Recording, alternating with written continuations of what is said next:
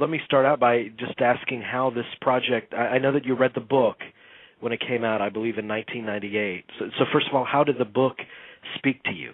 I read this character that was, really sort of a well-drawn, intimate, flawed, universal type character, and then I kept reading the book, and it's like the scenarios and the outrageousness of the character kept jumping at me. I mean, the notion of a guy who leaves a second wedding and to chase the love of his life in the middle of the wedding ceremony, I thought was a great hook for a movie.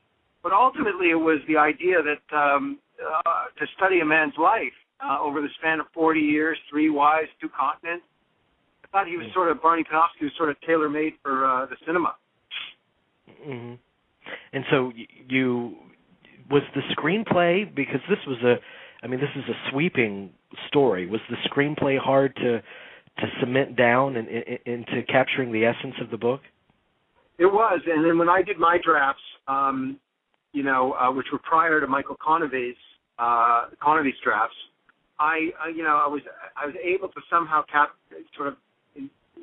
try to crystallize the story down to the essential love story, the 3 wives, and the relationship with the father. And I kind of sort of had a little more of the murder that we ended up, in my drafts than what we ended up with. But it was really hard to do that. And ultimately, I wish that there was the movie was in 2 parts. And there was another 2 hours. Because there's so much, there's still more good material. Well, that's what I'm curious about, because you got a screenplay you were happy with, but in editing, which is, they always say, is the final rewrite, was there kind of a lot of restructuring going on, or was that needed? Yes and no. I mean, I think that there's, for the most part, the structure is what was designed, but we did have to eliminate chunks and some departures, some digressions that were quite delicious, to be frank with you, James. That were, but then we were able to rationalize that by saying, it sort of drives the story more, and we're more with the story emotionally. This digression feels too much like maybe the wrong movie, maybe more of a.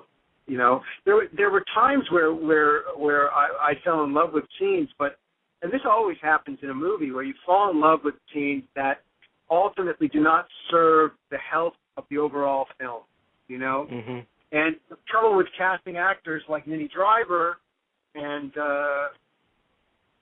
Scott Speedman and Giamatti and Dustin Hoffman and Rosamund is that, you're absolutely you're going to have scenes that are fantastic that you want to keep in the movie, but really there's going to be too many of those scenes, and I think that's what we faced.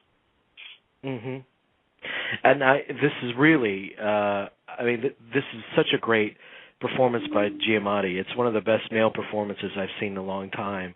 So I wanted to ask you about obviously directing him, as well as Mr. Hoffman, who obviously is a legend himself. Mm-hmm. Well, I mean, it's quite an honor to work with these kinds of actors. It's like, they're thoroughbreds. They're the best thoroughbreds. They're essentially actors that you do not have to shape too much. In fact, a lot of my job in this case was trying to make sure that they had an arena by which they could really explore with each other. And that's part of, a lot of people think that good direction is controlling actors, but I think it's more like relinquishing control in some ways, and that you have to sort of my job is to clear a space for the great work and the moment to exist, for that serendipity to actually be able to occur, so that when they connect, and especially when you get 2 actors like Giamatti and Hoffman, they completely respect each other, and they come to work. They come to work with this curiosity and this kind of playfulness and this focus where they're looking to unravel the puzzle of the scene as it occurs. You know what I'm saying? Mm-hmm. So if you clear a space for that to happen, then you're doing your job as a director. It's far be it for me to tell Dustin Hoffman how to act. I mean, it's not what I'm paid to do. Yeah, but there's such a lovely warmth between them in that film. So I would imagine that they had that for one another, naturally between themselves. Yeah, that kind of translated. I think so. I think they did, and I think that good film actors really are able to translate what's happening in real life and use that in their performances. And in fact, they'll never steer away from anything that feels real. I mean, this is Hoffman's method approach, and there's certainly some of the Meisner technique in this as well, in the idea that whatever's happening in real life can be translated and used for the performance itself. Mm-hmm. I'm wondering your take on what the film has to say about relationships and the notion of true love. Oh, that's heavy, man. What does the film have to say about relationships?